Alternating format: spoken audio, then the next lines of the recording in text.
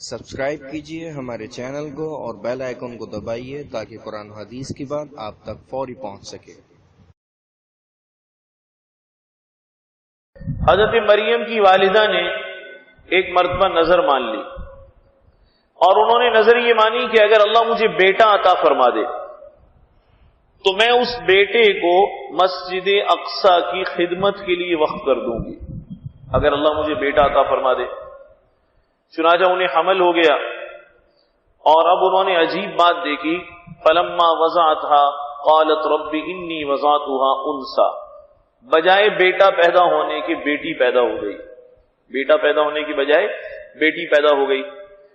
جب بیٹی پیدا ہوئی تو دل میں خیال آیا، دل میں تنگی محسوس کی، یہ خیال آیا کہ میں نے تو نظر مانی تھی اللہ مجھے بیٹا عطا فرمائیں گے، لیکن یہاں تو بجائے بیٹے کے بیٹی پیدا ہو گئی ہے، اب اس لڑکی کو بھلا اس مقدس مقام پر کیسے چھوڑا جا سکتا ہے؟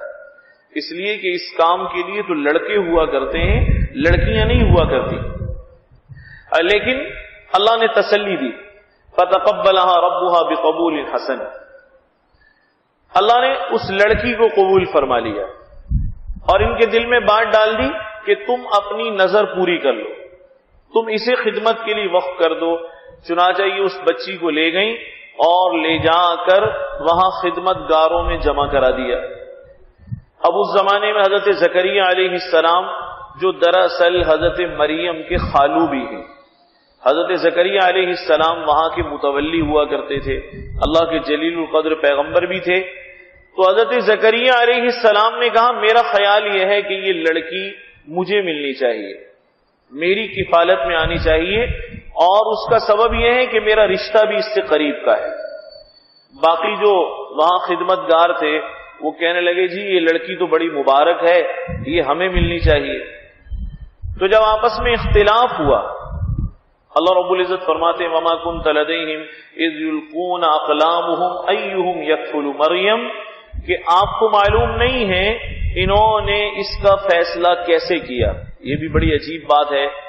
چنانچہ فیصلہ ایسے کیا، طے یہ ہوا کہ یہ جو چلتا ہوا دریا ہے یا نہر ہے، اس دریا یا نہر کے پانی میں سب اپنے اپنے قلم ڈال دیں، حضرت زکریا علیہ السلام بھی اپنا قلم ڈال دیں اور باقی جتنے خدمت گار ہیں وہ بھی اپنا قلم ڈال دیں، پھر دیکھیں کس کا قلم الٹی جانب چلتا ہے۔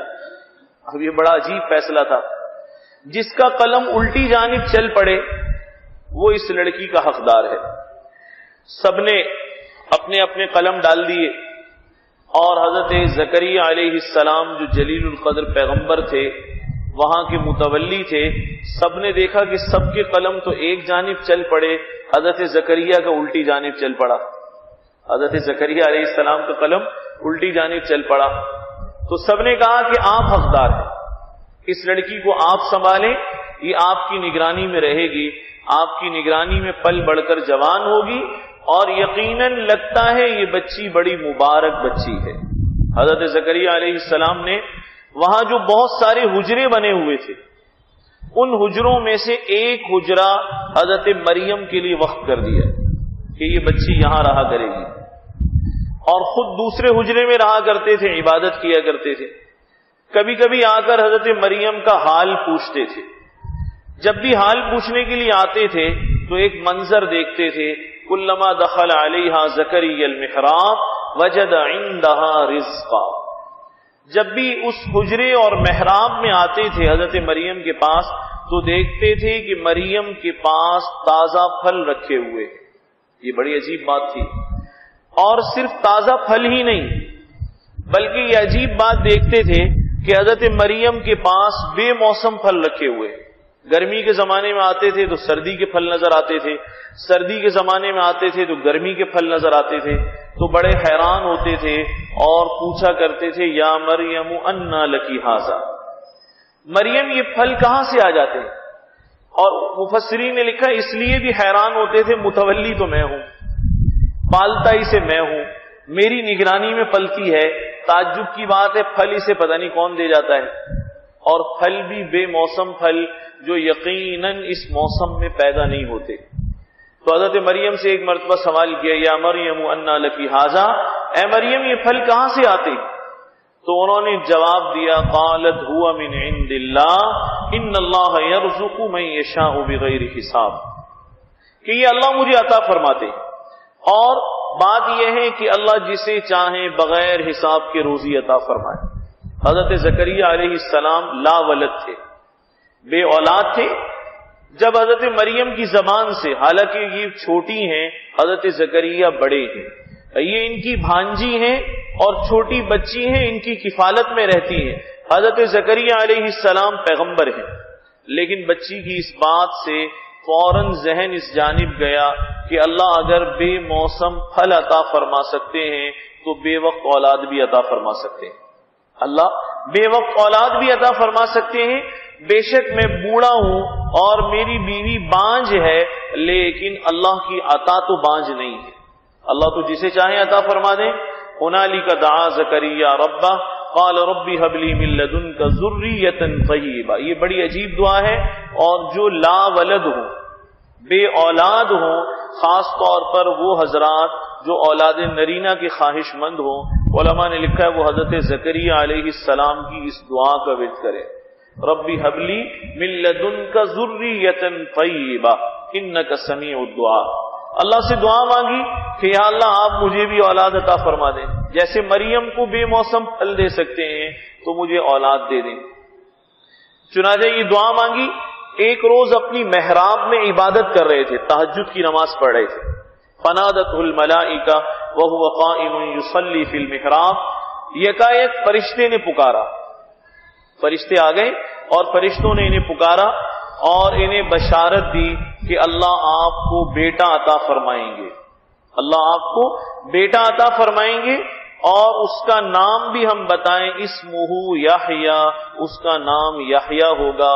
ایک مقام پر فرمایا گیا لم نجعل لہ من قبل سمیہ، زکریا آپ خوش ہو جائیں، ایسا بیٹا ہوگا جس کا نام یحییٰ ہوگا، اور یحییٰ ایسا نام ہے کہ اس سے پہلے روئے زمین پر کسی کا بھی نہیں رکھا گیا۔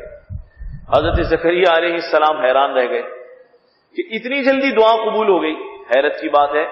تو اللہ سے تعجب سے عرض کیا انا یکون لی غلام وقد بلغنی الکبر وامرأتی عاقر، کہ یا اللہ میرے بیٹا کیسے ہو سکتا ہے، اس لیے کہ میں نہایت بوڑھا ہوں، اور کمال یہ ہے کہ میری بیوی بھی بانجھ ہے۔ بوڑھے آدمی میں دم خم نہیں ہے، اولاد نہیں ہو سکتی، چلیں اگر اولاد ہونے کی کوئی سبیل بھی ہو تو بیوی بانجھ ہے، وہاں سے بھی کوئی امید نہیں ہے۔ اللہ نے مختصر جواب دیا اور فرمایا گیا قال کذالک اللہ یفعل ما یشاء، زکریا یہ کام آپ کا نہیں آپ کے رب کا ہے، یہ کام اللہ کا ہے، اور اللہ جیسا چاہیں یفعل ما یشاء ویسا کر سکتے ہیں، اللہ کے لیے کوئی دشوار نہیں ہے۔ حضرت زکریا علیہ السلام نے اللہ سے اتنا سا عرض کیا رب اجعل لی آیا، یا اللہ کوئی نشانی بتائیں جب یحییٰ دنیا میں آئے گا، جب دنیا میں یحییٰ آنے والا ہوگا، بیٹا پیدا ہونے والا ہوگا، اس کی نشانی بتلا دیں۔ تو نشانی یہ بتلائی گئی کہ آپ 3 دن اور 3 راتوں تک زبان سے کچھ بول نہیں سکیں گے، 3 ایام الا رمزا، صرف اشارے سے بات کر سکیں گے، زبان بند ہو جائے گی۔ جب ایسا ہو اور اشارے سے بات چیت ہو اور آپ اشارہ کر کے اپنا مفہوم سمجھانے لگیں تو آپ سمجھ جائیے گا کہ وہ بیٹا اور اللہ کی وہ عظیم نعمت اب آپ کو ملنے والی ہے۔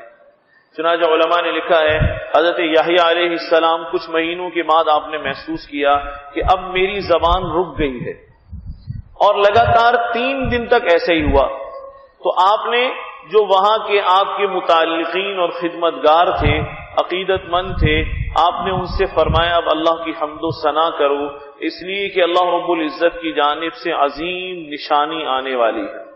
اور کیسی نشانی آنے والی ہے کہ اللہ بوڑھی عورت سے اور بوڑھے باپ سے، بوڑھی ماں سے، بانجھ عورت سے اللہ ایک نیا وجود پیدا فرما رہے ہیں، اور اللہ یہ بتلانا چاہتے ہیں کہ اللہ رب العزت کے لیے کوئی کام نہ مشکل ہے، نہ ہی اللہ کے لیے کوئی امر ناممکن ہے۔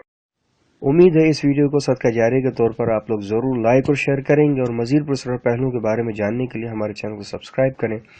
یا کچھ پوچھنا یا جاننا ہو یا کوئی مشورہ ہو ہمیں ضرور کمنٹس کریں یا ای میل کریں. انشاءاللہ پھر ملاقات ہوگی. السلام علیکم ورحمۃ اللہ وبرکاتہ.